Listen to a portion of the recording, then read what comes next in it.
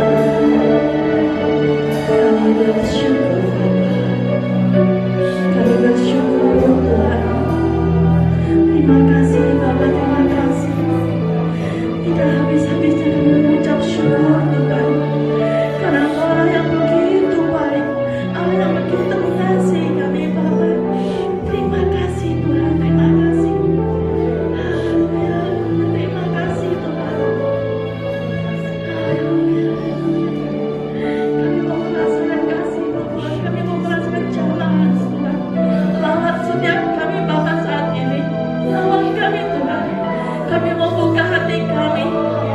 Kami mau buka hati kami Tuhan. Jamah setiap kami Bapa. Apapun yang kami alami saat ini Tuhan, kami percaya Engkau Allah yang tak pernah meninggalkan kami. Engkau Allah yang selalu menuntun kami, Allah yang selalu menyertai kami. Terima kasih Tuhan, terima kasih. Tidak ada Allah yang lain seperti Engkau Tuhan. Allah yang begitu luar biasa, Allah yang begitu dahsyat, Allah yang begitu penuh dengan kasih. Terima kasih Tuhan, terima kasih. Ajar kami untuk dapat membalas kasih-Mu Bapa. Ajar kami Tuhan. Ajar kami Bapa, ajar kami. Haleluya, haleluya. Engkau begitu baik Tuhan. Haleluya, haleluya, haleluya. Kami bersyukur Tuhan, kami bersyukur. Terima kasih Tuhan, terima kasih. Ya Allah, ya syukur. Syukur Tuhan, syukur. Haleluya. Kami mau lebih lagi memuji Engkau Tuhan. Jamah setiap hati kami. Berikan kami roh sukacita-Mu. Berikan kami roh damai sejahtera-Mu Tuhan. Sehingga kami boleh menghadapi setiap persoalan kami. Menghadapi hidup ini dengan penuh keyakinan bahwa Engkau Allah Immanuel atas kami Bapa. Terima kasih Tuhan, terima kasih. Haleluya, haleluya. Dengan kekuatan dari Engkau Tuhan, kami akan berjalan. Kami akan menatap kehidupan ini dengan penuh, dengan sukacita dan penuh ucapan syukur. Haleluya. Saat ini kami mau memuliakan Engkau Tuhan. Kami mau lebih lagi memuliakan Engkau. Jamah setiap hatiku kami Tuhan. Berikan roh sukacita atas kami. Karena kami mau memuliakan Engkau lebih lagi. Terima kasih Tuhan, terima kasih. Yang mau lebih memuji Tuhan, kita sama-sama katakan amin. Haleluya. Tuhan adalah kekuatan kita. Amin. Haleluya.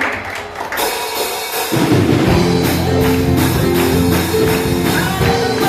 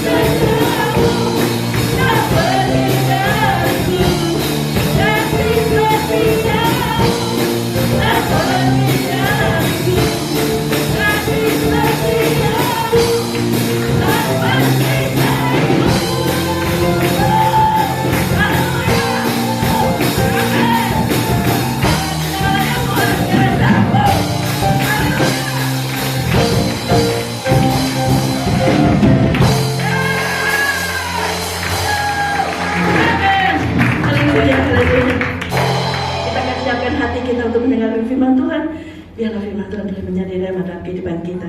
Haleluya. Firman berkata, Engkau besertaku, maka tidak ada lagi yang bisa mampu melawan kita. Amin. Oh, haleluya. Ya Yesus. Haleluya. Terima kasih Tuhan.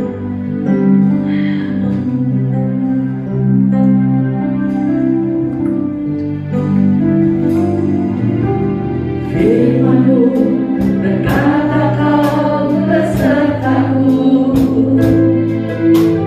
maka kuat roh dan jiwaku. Haleluya Tuhan. Tangan-Mu Tuhan selalu ku nantikan. Di setiap langkah ku percaya, dengan sayap-Mu ku akan terbang tinggi di dalam badai hidup. Ku tak bergerak, Kau kekuatan dan perlindungan bagiku. Benar Tuhan, pertolongan-Mu di tempat maha tinggi. Ku takkan tanganku, aku berserah. Kau punya pilihan, Kau yang ku sembah. Yesusku, Rajaku. Haleluya. Firman-Mu berkata Kau besertaku, maka kuat roh dan jiwaku. Tangan-Mu Tuhan selalu ku nantikan. Di setiap langkah ku percaya, sayap-Mu ya Tuhan. Dengan sayap-Mu kami terdepan. Apapun persoalan kami tak akan menyerah Tuhan. Kami mau menantikan kasih-Mu, kami mau menantikan pertolongan-Mu Tuhan. Haleluya. Itu pertolongan-Mu di tempat maha tinggi. Ku mengangkat tanganku, aku berserah. Aku nantikan Kau yang ku sembah. Yesusku, Rajaku. Dengan sayap-Mu kami akan terbang. Ku akan terbang tinggi di tengah badai hidup. Ku tak bergerak,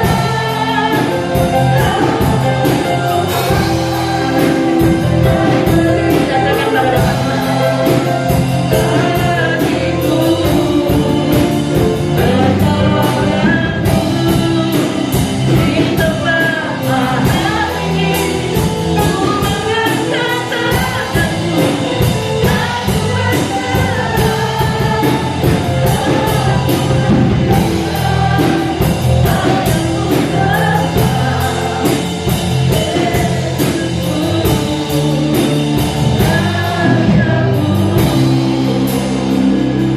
Mari kita akan bersatu dalam doa. Kami percaya Tuhan bahwa Engkau selalu beserta dengan kami. Di setiap musim hidup kami, itu janji yang tidak pernah Kau ingkari. Karena itu kami tidak takut, kami tidak gentar. Apapun yang Tuhan izinkan terjadi, tetap kami percaya Tuhan turut bekerja untuk mendatangkan kebaikan. Engkau akan berikan kekuatan kepada kami, dan akhirnya Engkau akan berikan kemenangan buat kami. Terima kasih buat kesempatan sore malam ini. Kami umat-umat Tuhan boleh datang di rumah Tuhan dalam keadaan tubuh yang baik dan sehat. Dengan hati penuh syukur kami sampaikan puji-pujian kami. Dan yang kami yakin setiap pujian yang disampaikan, yang keluar dari hati yang sungguh percaya dan mengasihi Tuhan, maka pujian kami boleh menyenangkan hati Tuhan. Bahkan Engkau hadir di tengah-tengah ibadah kami sesuai dengan janji firman Tuhan. Kami hargai, kami hormati kehadiran Tuhan. Kami buka hati kami lebih lagi. Bahkan kami mengambil sikap seperti Maria, duduk diam di bawah kaki Tuhan, menerima firman kebenaran yang sangat kami perlukan. Mari urapi setiap kami ya Roh Kudus, lembutkan hati kami, beri kami hati seorang hamba, telinga seorang murid, hati yang haus, hati yang rindu akan firman Tuhan. Jika ketika benih firman ditaburkan, sungguh boleh tertanam, berakar, bertumbuh, dan berbuah di dalam kehidupan kami, sehingga membawa hidup kami semakin diubahkan, bahkan iman rohani kami semakin bertumbuh dewasa. Roh Kudus, atas hamba-Mu yang terbatas, mari urapi hamba-Mu, taruh pikiran dan perkataan Kristus pada diri hamba-Mu. Biarlah Tuhan yang berkata-kata melalui mulut bibir hamba-Mu, sampaikanlah pesan Tuhan bagi setiap kami saat ini. Kami umat-umat Tuhan siap untuk menerimanya. Di dalam nama Tuhan Yesus Kristus, semua yang siap diberkati dengan firman Tuhan bersama kita berkata amin. Sedang kembali dulu saudara. Ya. Shalom. Kasih Tuhan.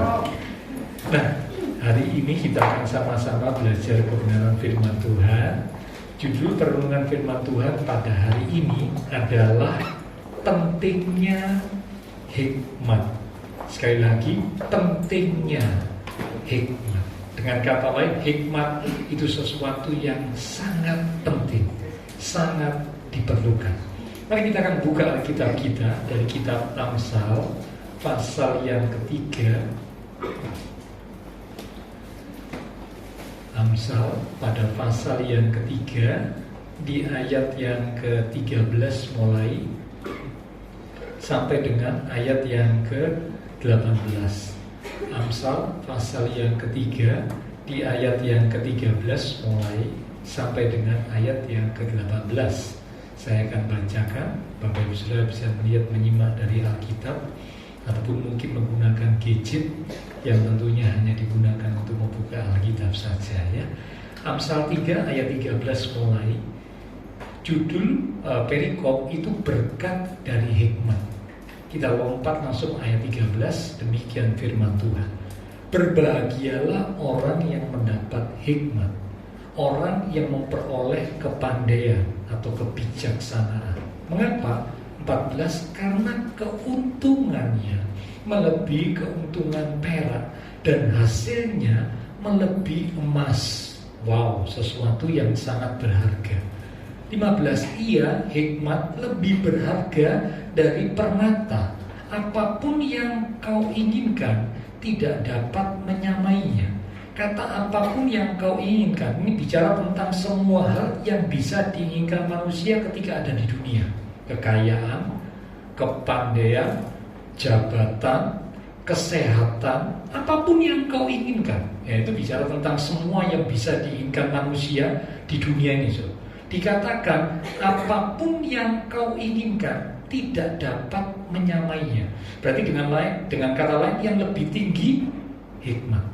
Ya, 16. Umur panjang ada di tangan kanannya, di tangan kirinya kekayaan dan kehormatan. Jalannya adalah jalan penuh bahagia.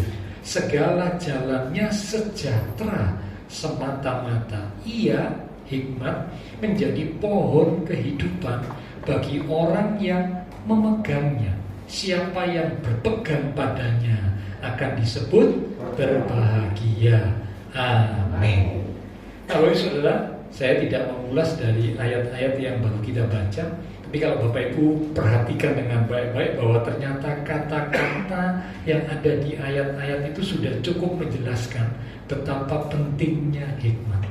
Ya, lebih bernilai, lebih berharga dari perak, emas, permata. Wah, sesuatu yang luar biasa.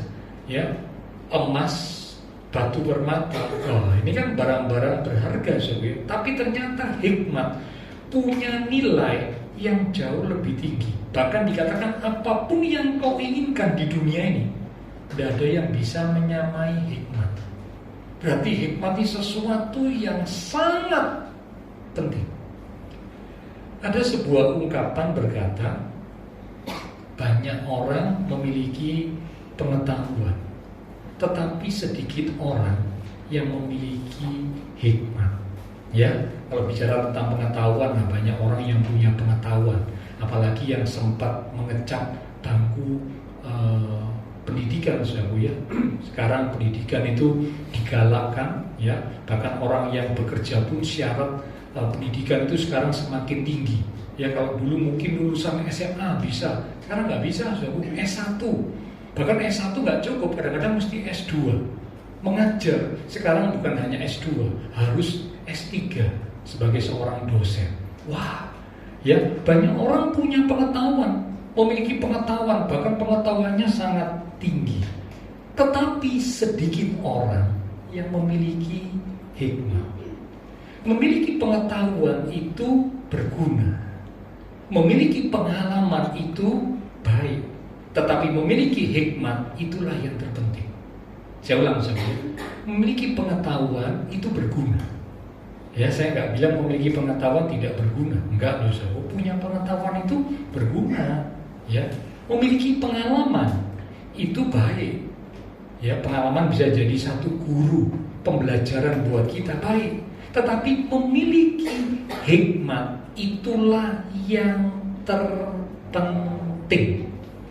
Orang yang berhikmat bukan hanya memiliki pengetahuan, tetapi dapat menggunakan pengetahuan itu dengan tepat, dengan bijaksana, sehingga bermanfaat bagi hidupnya. Saya ulang, saudara ya. Jadi kalimat-kalimat yang penting akan saya ulang. Orang yang berhikmat bukan hanya sekedar memiliki pengetahuan, tetapi juga dapat menggunakan pengetahuan itu dengan tepat, dengan bijaksana, sehingga bermanfaat bagi hidupnya. Karena itulah hikmat dapat diartikan. Ini kalau saya buat sebuah kalimat, ya, apa artinya hikmat kalau gitu, Pak? Arti hikmat itu penerapan yang bijaksana, ya, penerapan, pengaplikasian, ya, penerapan yang bijaksana, penerapan yang tepat dari kemampuan seseorang untuk menjalani kehidupan serta mengatasi dan menyelesaikan masalahnya. Saya ulang, saudara ya. Jadi saya mengajak Bapak Saudara ini berpikir, ya, hari ini, ya, firman Tuhan bukan biasa-biasa, tapi ada pengertian-pengertian yang saya rindu supaya kita mengerti lebih lagi, sehingga kita tahu bahwa ternyata hikmat itu sangat penting. Dan kalau kita tahu penting, maka kita akan mengejarnya. Ya, hikmat bisa diartikan, saya ulang, penerapan, pengaplikasian, penerapan yang tepat, yang bijaksana dari kemampuan seseorang. Kemampuan seseorang bisa jadi karena punya pengetahuan, karena punya skill, kecakapan, ya, karena punya pengalaman, atau bahkan mungkin karena punya iman. Bisa jadi kemampuan, ya, penerapan yang bijaksana, penerapan yang tepat dari kemampuan seseorang, karena pengetahuannya, karena pengalamannya, karena skill, kecakapannya, ataupun karena iman percayanya. Nah, diterapkan dengan bijaksana sehingga bisa menjalani kehidupan serta mengatasi dan menyelesaikan masalahnya. Bukankah Bapak setuju dengan saya? Menjalani kehidupan ini kita diperhadapkan dengan banyak tantangan, masalah. Betul kan? Tidak ada loh orang yang hidup ini tidak punya masalah. Tidak ada, so. Semua orang yang hidup di dunia ini, kita berkata memang harus menghadapi masalah. Bahkan ada satu ayat di kitab Ayub berkata, berpuas-puas dengan kesukaran. Wow, ya, kata berpuas-puas ini berarti, wah, datang masalah, banyak masalah. Memang itulah kehidupan.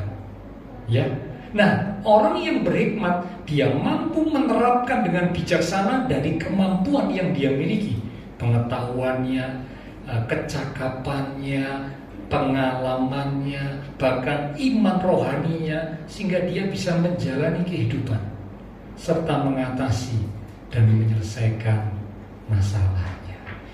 Hikmat bukan hanya sekedar memberi pengetahuan, tetapi hikmat menjadi sebuah jalan yang menuju kebahagiaan dan mengenal kebenaran Tuhan. Sekali lagi, hikmat bukan hanya sekedar memberi pengetahuan, tetapi jalan kehidupan menuju kebahagiaan dan mengenal kebenaran Tuhan. Ya, jadi kalau orang yang punya hikmat, dia bukan hanya tahu banyak hal, tapi dia bisa menjalani hidup yang membawa kepada kebahagiaan dan mengenal kebenaran Tuhan. Nah, tentu hikmat yang saya bicarakan dari awal tadi sampai sekarang, bukanlah hikmat yang lain, melainkan hikmat yang datangnya dari Tuhan. Karena ada loh hikmat yang lain. Ya, kalau saudara tidak hati-hati, ada hikmat yang lain. Ada. Masa Pak ada hikmat yang lain? Ada. Mari lihat Yakobus 3 ayat 15. Ditulis dalam Alkitab, ternyata ada hikmat yang lain selain hikmat Tuhan, atau hikmat yang berasal dari Tuhan. Apa hikmat yang lain? Yakobus 3 ayat 15 berkata, itu bukanlah hikmat yang datang dari atas, dari Tuhan, tetapi dari dunia, dari nafsu manusia, dari setan-setan. Ternyata selain hikmat yang dari Tuhan, ada hikmat yang dari dunia, bahkan hikmat yang dari setan. Dunia ini bicara tentang nafsu manusia ya. Setan juga bisa kasih hikmat. Tapi hikmat yang bagaimana? Hikmat yang menghancurkan, hikmat yang membinasakan, hikmat yang menyesatkan. Pastinya begitu. Tapi yang saya ajak Bapak Ibu Saudara belajar bersama saya hari ini tentu adalah hikmat yang dari Tuhan. Jadi semua yang saya jelaskan tadi hikmat yang dari Tuhan ya. Saya nggak pernah bilang hikmat dunia bisa membawa bahagia, hikmat setan bisa membawa bahagia. Tidak, hanya hikmat yang dari Tuhan yang bisa membawa kebahagiaan dan mengenal kebenaran Tuhan. Nah, kita lebih lanjut sekarang. Nah, dengan hikmat yang dari Tuhan, kita akan dapat melakukan 4 hal yang penting. Ya, dengan hikmat yang dari Tuhan, kita akan dapat melakukan 4 hal yang penting. Apa saja? Yang pertama, dengan hikmat dari Tuhan, kita akan dapat membedakan.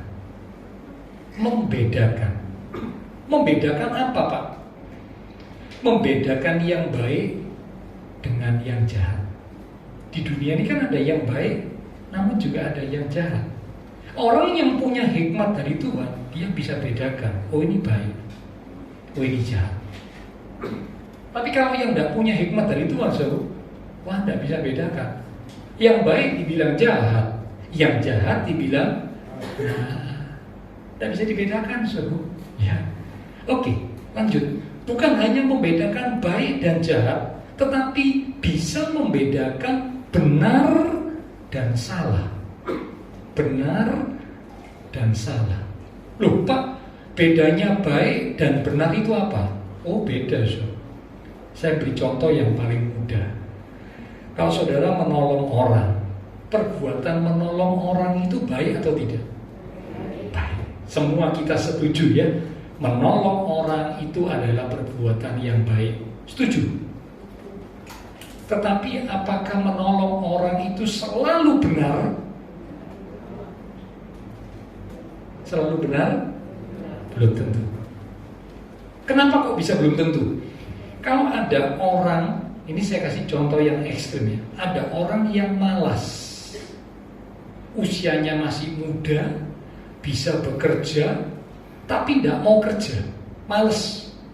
Bisanya cuma ngemis, minta tolong, minta bantuan, utang nggak bayar, dan yang lain-lain. Selalu begitu. Lalu kita bilang, sakno ya, tak tolong. Saya tanya, nolong orang yang seperti ini benar atau enggak? salah. Alkitab berkata, hai pemalas, pergilah kepada semut, perhatikanlah lakunya dan jadilah bijak. Tidak boleh malas. Kalau kita nolong pemalas, berarti itu perbuatan yang tidak benar. Nah, maksudnya baik dan benar itu kualitasnya lebih tinggi benar. Sesuatu yang baik belum tentu benar, tapi sesuatu yang benar itu pasti baik, karena itu kebenaran, ya. Oke, nah, jadi bisa membedakan yang baik dengan jahat. Nah, membedakan yang benar dengan salah. Dan paling puncak, membedakan yang mana kehendak Tuhan dan mana yang bukan kehendak Tuhan. Bisa dibedakan. Orang yang punya hikmat dari Tuhan, dia bisa tahu, dia bisa membedakan mana ya yang kehendak Tuhan itu yang mana, yang bukan kehendak Tuhan itu yang mana. Bisa membedakan. Ya, tapi yang tidak punya hikmat dari Tuhan, tidak bisa. Bingung, tidak bisa. Kehendak diri sendiri dibilang kehendak Tuhan. Ya, lah repot, tidak bisa dibedakan. Ya, oke. Jadi yang pertama, dengan hikmat Tuhan kita akan dapat membedakan. Ini yang pertama. Yang kedua, setelah kita bisa membedakan, nah kita nemu, oh ini yang baik, oh ini yang benar. Lalu sekarang yang kedua, setelah bisa membedakan, sekarang masuk melangkah yang kedua, menimbang. Kalau Bapak Ibu diperhadapkan dengan hal-hal yang sama-sama baik, hal-hal yang sama-sama benar, kita harus milih. Kita nggak bisa lakukan semuanya, kita harus milih. Maka kita harus menimbang. Betul atau tidak? Loh, kalau bisa dilakukan semua sekaligus ya puji Tuhan. Tapi masalahnya nggak bisa sekaligus, karena kita juga terbatas. Maka mau nggak mau harus menimbang. Itulah pentingnya memiliki sebuah pertimbangan. Maka itu di sebuah badan atau lembaga, bahkan sebuah negara selalu ada pertimbangan. Indonesia punya Dewan Pertimbangan Agung.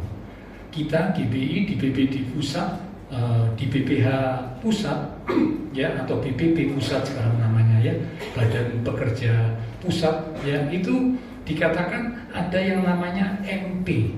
MP itu singkatan dari Majelis Pertimbangan.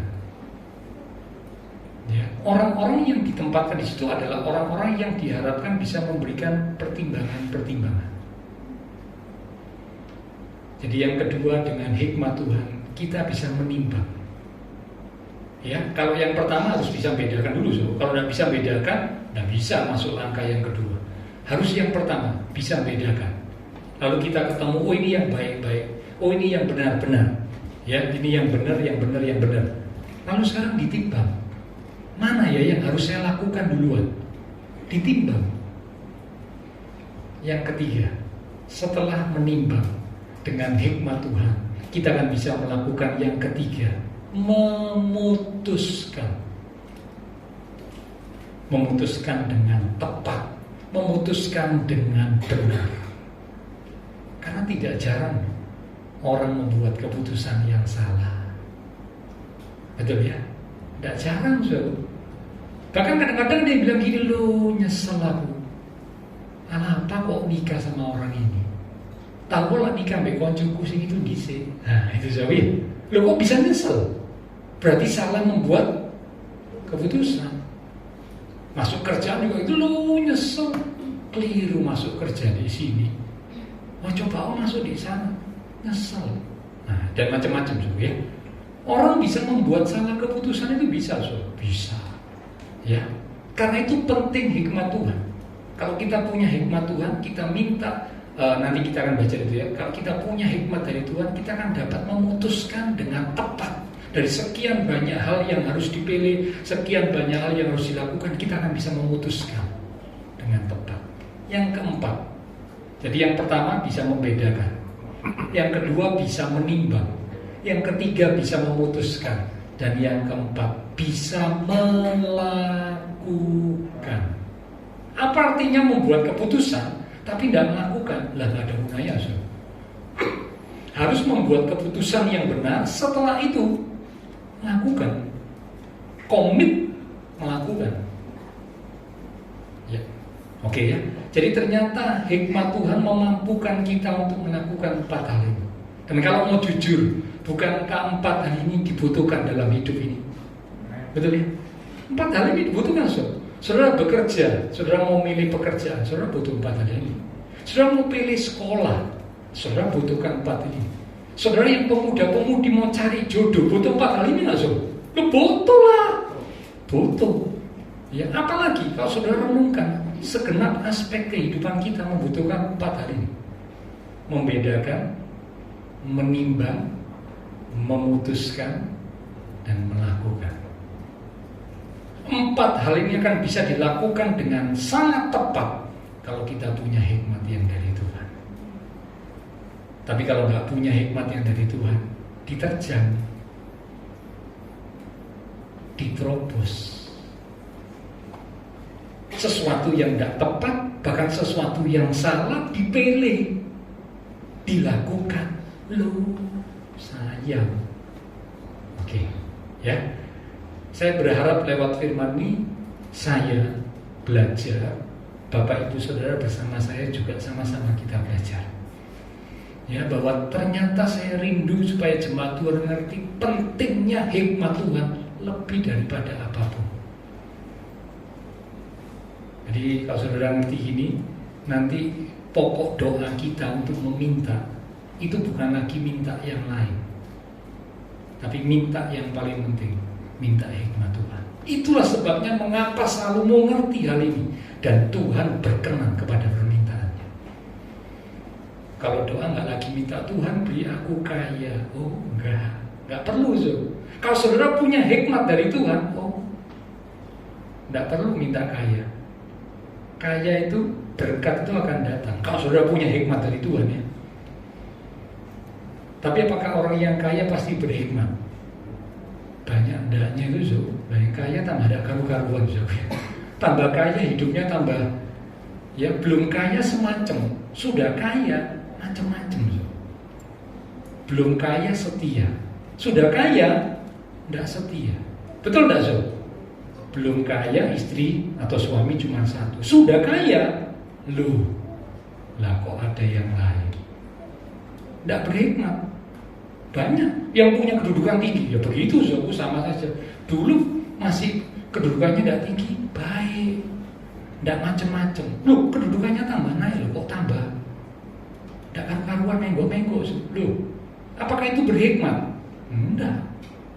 Ya, jadi penting punya hikmat Tuhan. Oke, nah sekarang poin pentingnya, so. Bagaimana supaya kita bisa mendapat hikmat dari Tuhan? Ini poin pentingnya.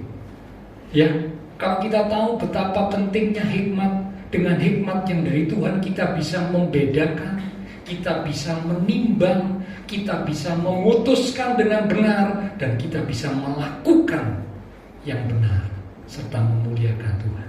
Sekarang pertanyaannya, bagaimana supaya kita bisa mendapat hikmat yang dari Tuhan? Satu, yang pertama, supaya kita bisa dapat hikmat yang dari Tuhan, yang pertama adalah berdoa. Minta kepada Tuhan. Yakobus 1 ayat 5. Yuk kita lihat. Yakobus 1 ayat 5. Tetapi apabila di antara kamu ada yang kekurangan hikmat, maksudnya kekurangan hikmat itu berarti kurang berhikmat itu, ya. Hendaklah ia memintakannya kepada Allah yang memberikan kepada semua orang dengan murah hati dan dengan tidak membangkit-bangkit, maka hal itu akan diberikan kepadanya. Minta. Yakobus bilang minta. Loh, kok mintanya kepada Allah? Ya memang sumbernya dari Allah, sumbernya dari Tuhan. Amsal 2 ayat yang ke-6, Bapak Ibu boleh tulis saja ya. Amsal 2 ayat 6 berkata, Tuhanlah yang memberikan hikmat. Jadi karena itu ya mintanya kepada Tuhan, karena Tuhanlah yang memberikan hikmat. Ya, bahkan Ayub pasal 12 di ayat yang ke-12 sampai 13. Ayub 12 ayat 12 sampai 13. Ayat 12-nya itu Ayub berkata begini, konon hikmat ada pada orang yang tua dan pengertian pada orang yang lanjut umurnya. Kata konon, nah, konon biasanya kalau cerita dengan konon dahulu kala. Nah, jadi semestinya dahulu kala itu semestinya konon dahulu kala ya, hikmat itu mestinya ada pada orang yang tua. Orang yang tua itu kan biasanya identik dengan rambutnya putih. Tapi sekarang repot, orang tua banyak yang rambutnya hitam. Kenapa? Nggak disemir, iya kan? Jadi ya katanya sampai memutih rambutmu. Loh, berarti firman Tuhan tidak digenapi. Katanya sampai memutih rambutmu, aku tetap menggendong kamu. Ini tidak putih-putih, so. Ya, itu cuma anekdot aja ya, selingan. So. Oke, nah kita kembali. Jadi konon hikmat itu adanya pada orang tua. Pengertian itu adanya pada orang yang lanjut umurnya. Itu ayat 12 ya. Kita lihat ayat 13. Tetapi pada Allah lah hikmat dan kekuatan. Dialah yang mempunyai pertimbangan dan pengertian. Jadi ditegaskan dalam kitab Ayub, ternyata hikmat orang tua itu juga terbatas. Karena ternyata ada juga orang yang sudah cukup lanjut umurnya atau cukup tua, semestinya secara usia dia semakin bijaksana, ternyata tidak bijaksana. Ada tidak, so? Jadi saudara jangan mengandalkan atau berasumsi bahwa orang yang tua itu pasti bijaksana. Belum tentu. Saya bukan meremehkan orang yang tua ya, bukan. Tetapi ini firman Tuhan. Kalau orang yang tua tidak sungguh-sungguh dalam firman Tuhan, tidak bisa jadi bijaksana. Tidak bisa. Karena kebijaksanaan yang sejati, hikmat yang sejati itu datangnya dari Tuhan. Kalau tidak sungguh-sungguh dalam Tuhan, gimana mau bijaksana? So? Bukan bijaksana, bijak sini. Nah itu yang repot ya. Oke, nah kita kembali so. Jadi kita bisa lihat di sini bahwa kita minta kepada Tuhan yang memang sumber hikmat. Nah kalau mintanya itu harus sungguh-sungguh menjadikan hikmat sebagai sesuatu yang lebih penting dari apapun yang ada dalam dunia ini.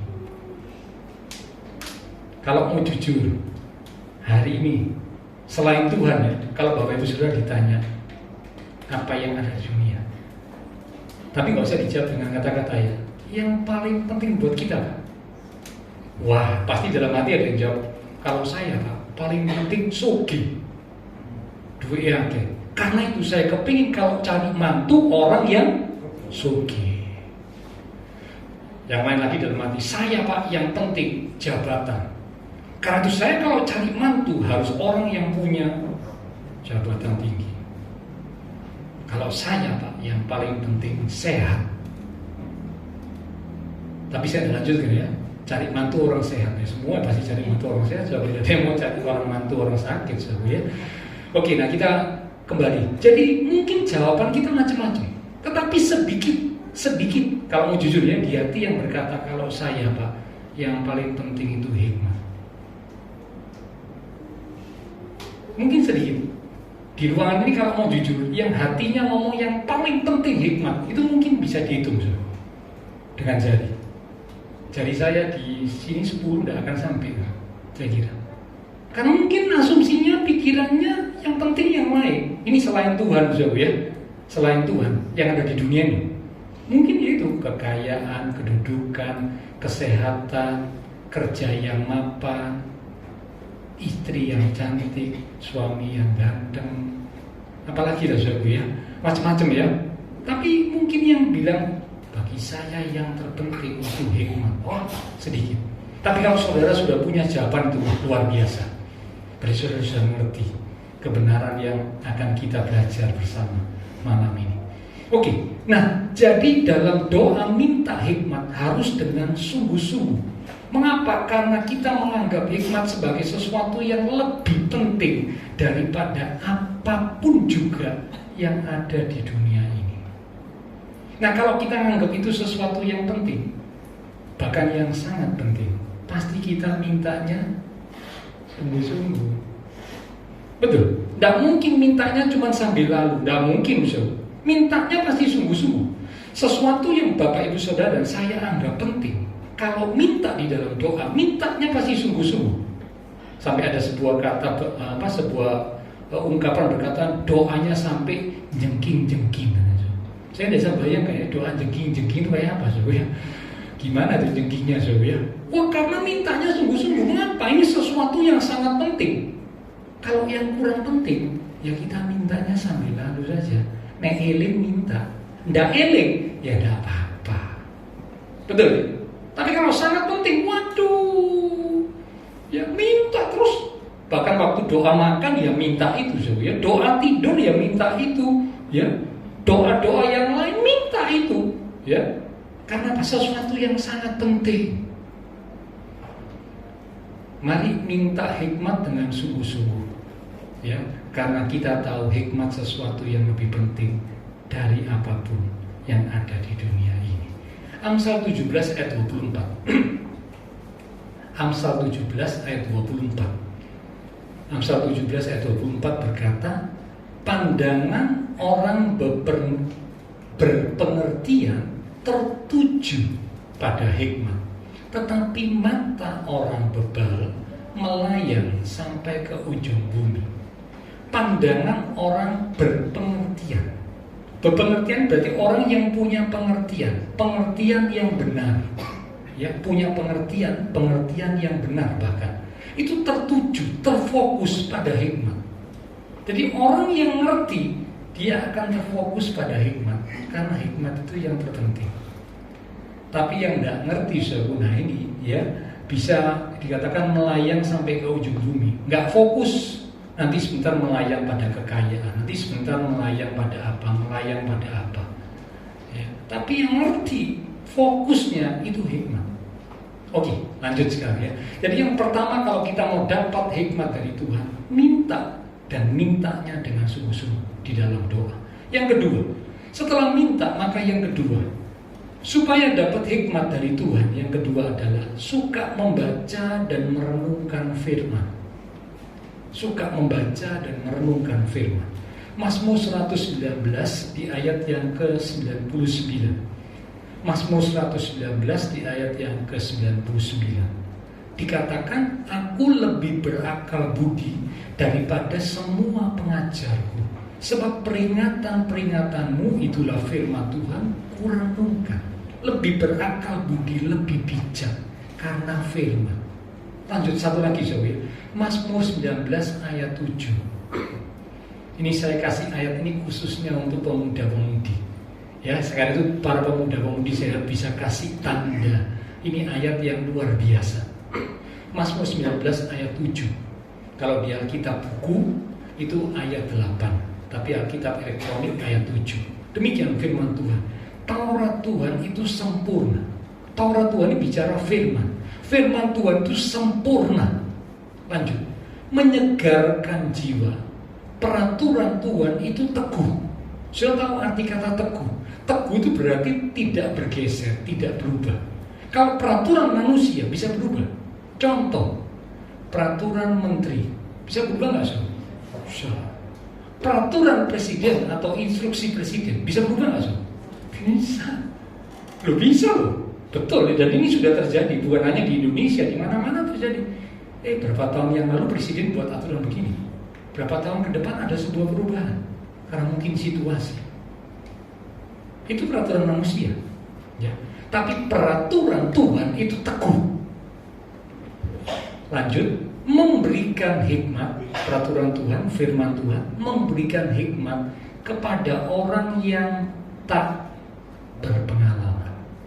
Kalau mau jujur, bukankah pemuda-pemudi itu adalah orang-orang yang kurang pengalaman? Betul ya?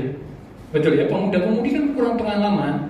Biasanya semakin tambah usia kan semakin banyak pengalaman. Nah, ayat ini luar biasa. Dikatakan kalau yang kurang pengalaman, tidak apa-apa. Ya, kalau saudara suka baca renungkan firman, firman itu bisa memberi saudara hikmat.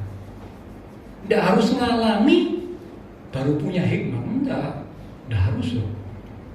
Ya memang kalau ada yang punya pengalaman lalu kemudian bertobat, dia mungkin cerita dari pengalamannya, oke. Tapi yang tidak punya pengalaman ya tidak apa-apa. Contoh kayak saya, ada orang yang pernah tanya saya, Pak Gembala pernah merokok? Tidak pernah. Wah, gitu Pak Gembala tidak bisa ngomong tentang merokok. Saya batin dalam hati, apa saya perlu merokok untuk saya bisa ngomong tentang merokok? Kalau gitu saya ngomongi orang yang suka berjudi, saya harus juga jadi penjudi. Saya ngomongin orang yang suka mabuk, saya harus juga jadi pemabuk supaya ngalami. Loh ya enggak lah. Ngapain kok mesti jadi pemabuk, penjudi dan yang lain yang negatif dengan alasan pengalaman? Loh iya kalau pengalaman terus bisa bertobat. Nah pengalaman gitu sebenarnya itu bisa bertobat lalu mati dalam dosa. Cilaka, masuk mana neraka. Tapi kalau yang sudah punya pengalaman begitu lalu bisa bertobat, puji Tuhan. Tapi yang tidak punya pengalaman jangan nyoba-nyoba lah ya. Saya ngomong sama anak saya, tidak perlu nyoba-nyoba, jangan. Ya buat apa kita nyoba hal-hal yang tidak benar dengan alasan supaya saya pengalaman? Tidak perlu. Kalau saudara mau, saudara punya hikmat, suka firman, cinta firman, memberi hikmat kepada orang yang tidak berpengalaman, itu bisa dapat hikmat. Oke, yang ketiga sekarang. Supaya kita bisa punya hikmat dari Tuhan, yang ketiga, hidup takut akan Tuhan. Hidup takut akan Tuhan. Amsal 15 ayat 33. Amsal 15 ayat 33. Dikatakan, takut akan Tuhan adalah didikan yang mendatangkan hikmat. Stop sampai situ. Takut akan Tuhan adalah didikan, ajaran yang mendatangkan atau memberi hikmat. Amsal 15:33 demikian. Apa artinya takut akan Tuhan? Saudara tentu sering dengar. Arti kata takut akan Tuhan itu bukan ketakutan. Oh bukan, saudara. Arti kata takut akan Tuhan itu berarti menghormati Tuhan. Jadi kalau orang umat Tuhan yang menghormati Tuhan, dikatakan itu sebuah didikan yang mendatangkan hikmat. Bahkan satu ayat berkata, Amsal 9 ayat yang ke-10. Amsal 9 ayat yang ke-10. Permulaan hikmat adalah takut akan Tuhan. Terjemahan lain berkata dasarnya hikmat, awalnya hikmat. Jadi takut akan Tuhan ini sesuatu yang penting. Kalau ada umat Tuhan tidak menghormati Tuhan, tidak mungkin bisa punya hikmat yang dari Tuhan. Tidak mungkin, karena itu dasar, awal, permulaan. Nah kalau tidak menghormati Tuhan, mau punya hikmat dari Tuhan, tidak mungkin. Tidak mungkin. Harus hidup takut akan Tuhan, menghormati Tuhan. Kalau kita takut akan Tuhan, kita belajar menghormati Tuhan, hikmat itu akan datang. Karena permulaan hikmat adalah takut akan Tuhan. Yang keempat sekarang, yang terakhir. Jadi saya ulang ya, yang pertama doa minta kepada Tuhan, sumbernya hikmat, dan mintanya dengan sungguh-sungguh. Karena kita sadar bahwa hikmat ini yang terpenting dari semua yang ada di dunia. Yang kedua, setelah berdoa, baca renungkan firman. Firman Tuhan itu memberi hikmat bahkan kepada orang yang tidak berpengalaman sekalipun. Firman Tuhan itu memberikan hikmat. Yang ketiga, hidup takut akan Tuhan, menghormati Tuhan. Itu permulaan, awalnya, dasarnya hikmat yang dari Tuhan. Yang keempat sekali, yang terakhir. Bagaimana supaya bisa menerima hikmat yang dari Tuhan? Yang keempat, menerima didikan. Menerima ajaran, menerima didikan. Apalagi yang dari Tuhan harus diterima. Wah mungkin gak enak, tapi harus diterima.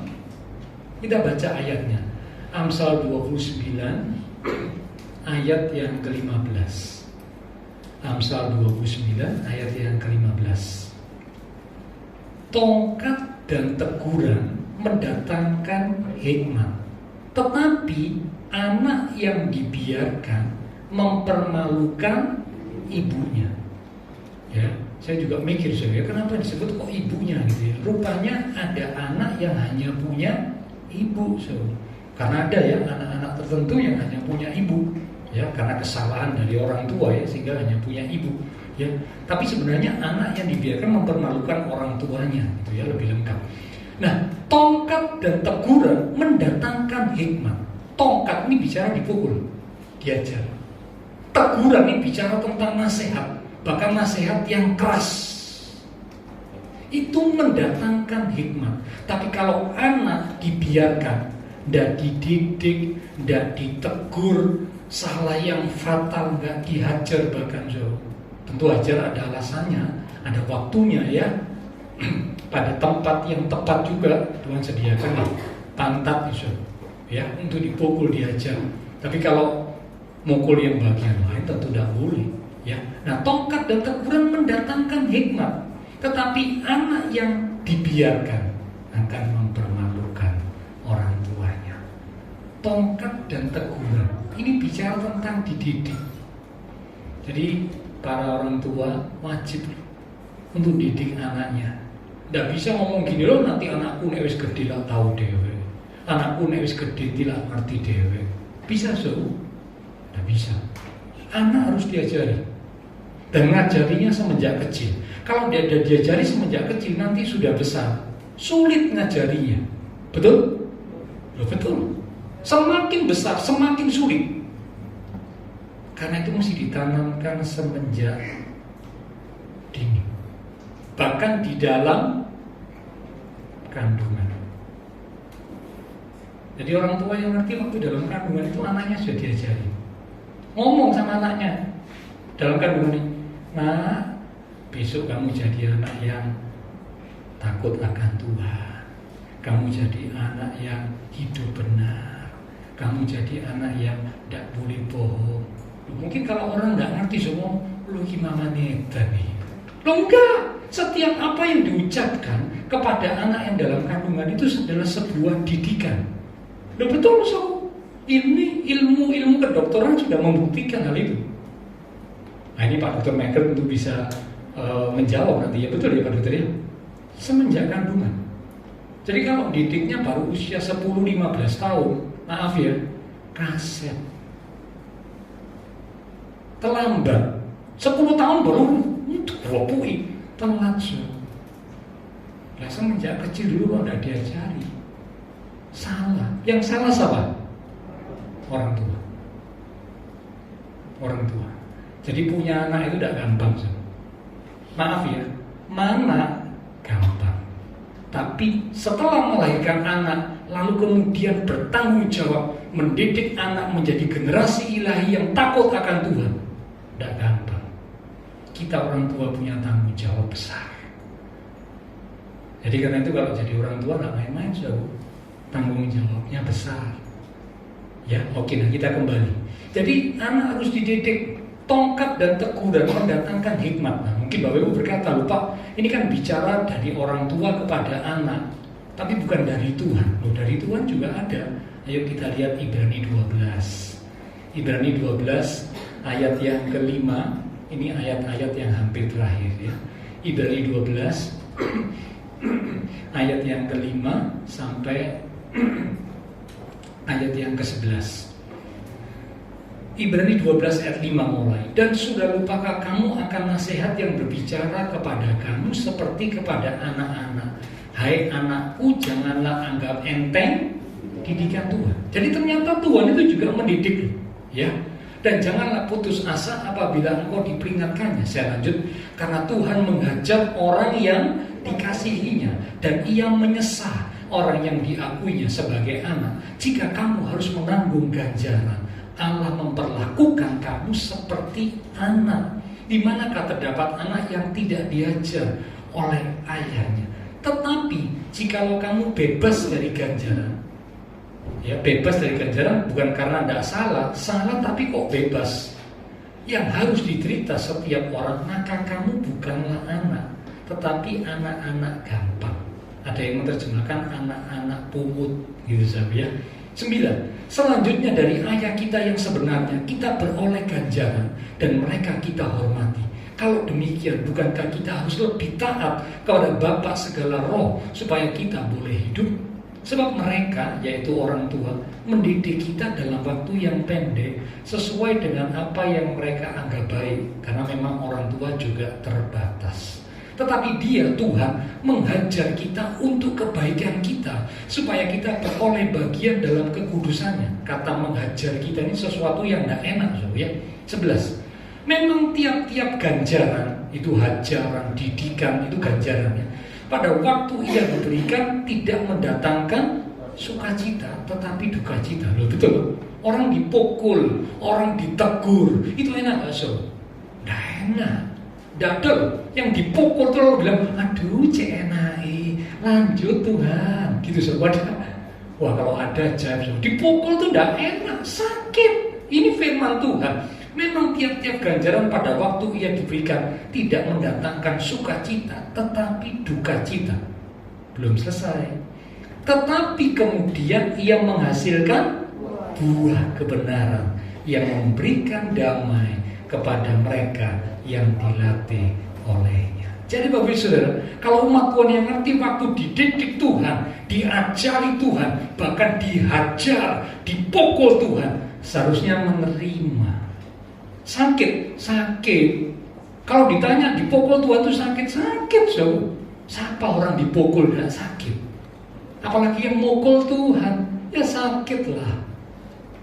Tapi ayat-ayat yang baru kita baca dikatakan akan menghasilkan buah kebenaran. Ini yang penting. Nah, umat Tuhan yang ngerti kalau dia mau punya hikmat, waktu dididik, diajar, dipukul oleh Tuhan, dia terima.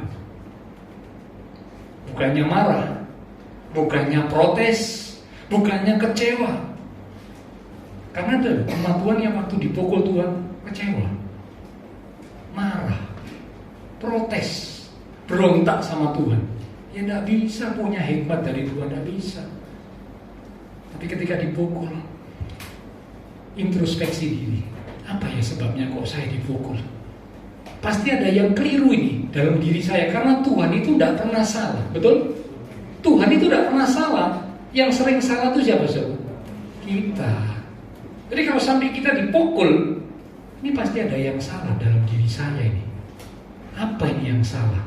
Introspeksi diri, cari tahu.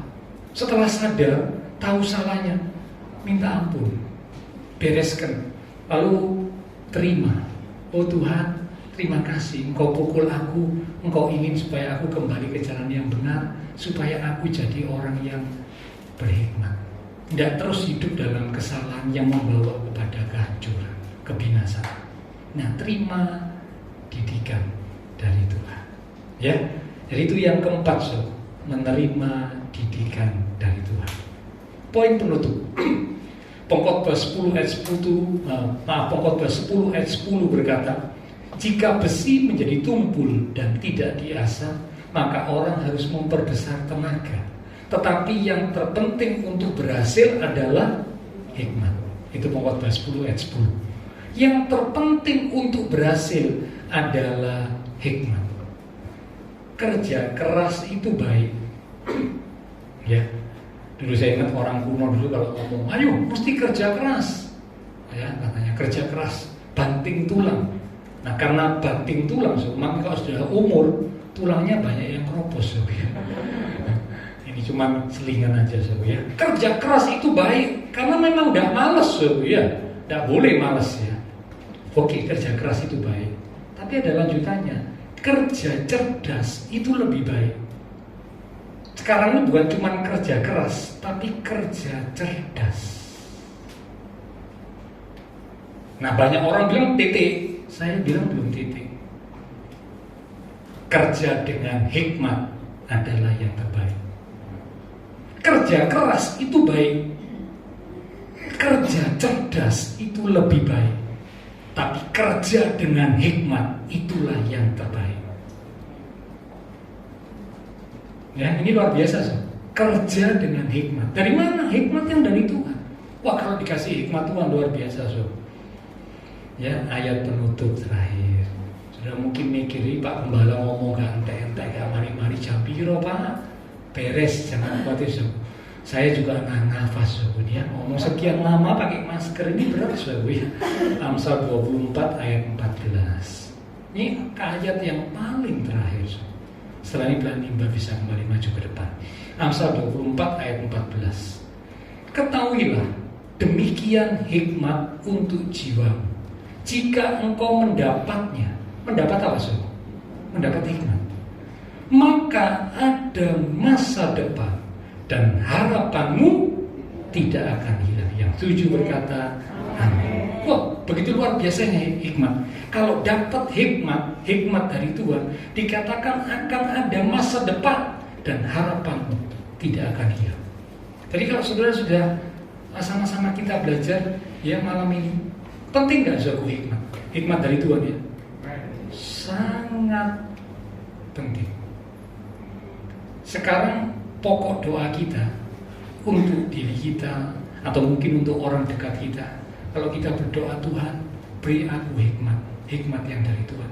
Nomor satu, Tuhan, ini paling penting yang aku minta. Aku berdoa supaya anak-anakku diberi hikmat. Aku berdoa supaya calon-calon mantuku adalah orang-orang berhikmat yang dari Tuhan. Wah, ini yang paling penting sih. Karena kalau punya hikmat Tuhan, yang lainnya itu tinggal ditambahkan. Tapi kalau tidak punya hikmat Tuhan, repot. Ya, mari kita mau jadi umat Tuhan yang sama-sama merindukan. Ya Tuhan, aku rindu jadi umat Tuhan yang semakin punya hikmat yang datang dari Tuhan. Silakan Pak Mimbar maju ke depan. Ada satu pujian, dan biarlah pujian ini menjadi doa kita bersama. Pujian ini berkata, ajar kami Tuhan menghitung hari-hari, agar kami beroleh hati bijaksana. Ajar kami Tuhan menghitung hari-hari. Inilah doa kami Tuhan, agar kami beroleh hati bijaksana. Itulah hikmat yang datang dari Tuhan. Ajar kami terus kami hidup di dalam jalan-Mu, agar semua rencana-Mu digenapi. Sekali lagi sampaikan doa kita, katakan ajar kami Tuhan, ajar kami Tuhan. Sampaikan doa kami kepadamu. Menghitung hari-hari, agar kami beroleh hati bijaksana. Kami minta hikmat yang dari-Mu Tuhan.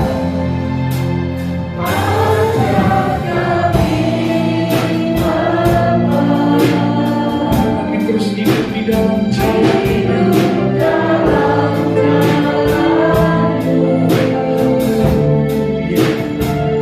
Agar semua rencana-Mu digenapi. Mari yang setuju sama-sama dengan bangkit diri kita katakan, mulialah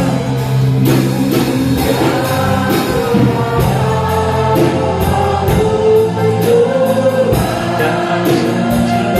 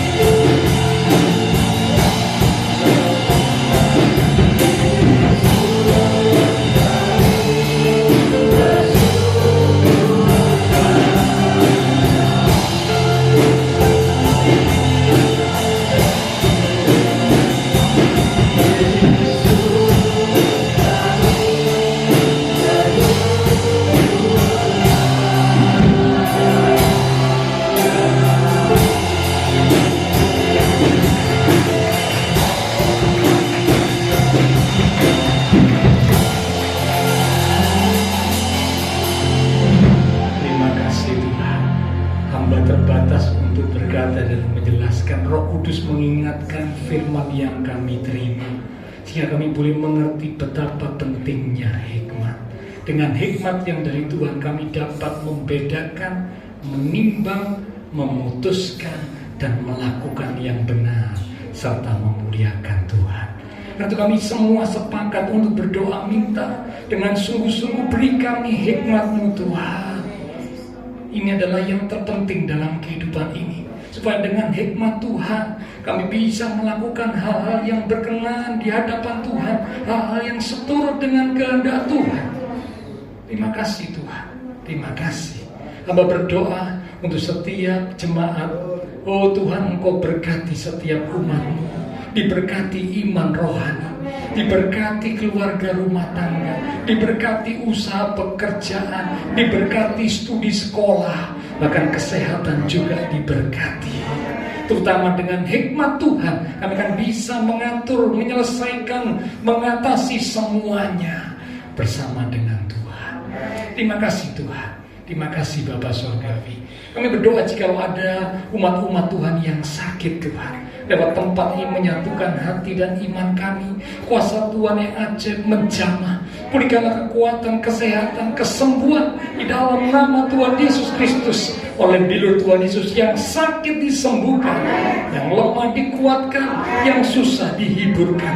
Bahkan yang sedang menghadapi masalah pergumulan, kami mau tetap tekun menanti-nantikan Tuhan, dan kami percaya Engkau akan menyatakan pertolongan-Mu tepat pada waktunya. Semua yang sudah melayani persembahan yang dipersembahkan, apapun yang dilakukan setiap umat-Mu, karena mengasihi Tuhan, Allah sumber segala berkat akan memberkati kembali berlipat kali ganda. Terima kasih Tuhan. Kami berdoa memberkati bangsa negara kami Indonesia, pemimpin-pemimpin bangsa kami, beri hikmat Tuhan, cengkram hati pikiran mereka dengan roh takut akan Tuhan. Kota kami Surabaya dalam perlindungan Tuhan, maka tetangga lingkungan sekitar gereja Tuhan, Tuhan berkati mereka sekalian. Berkati setiap jemaat-jemaat Tuhan yang berulang tahun sepanjang minggu ini, dengan pertambahan usia yang Tuhan beri, membawa kami semakin dekat Tuhan, semakin setia dan mengasihi Tuhan. Terima kasih Tuhan. Berkati pula ibadah minggu depan disertai dengan perjamuan kudus, supaya setiap kami umat-umat Tuhan boleh mempersiapkan diri.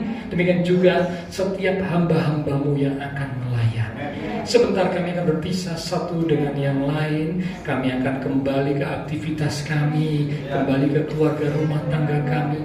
Biarlah segala berkat, anugerah, damai, sukacita yang melimpah dari Allah Bapa Surgawi, kasih Tuhan Yesus Kristus, dan persekutuan dengan kuasa Roh Kudus akan terus memimpin, menuntun langkah kehidupan setiap kita. Itu terus menyertai kita sekalian mulai malam ini sampai Maranatha Tuhan Yesus datang kembali. Di dalam nama Tuhan Yesus Kristus, semua yang percaya diberkati Tuhan. Mari bersama dengan iman kita berkata amin. Tuhan berkati, sampai berjumpa di minggu yang akan datang. Haleluya.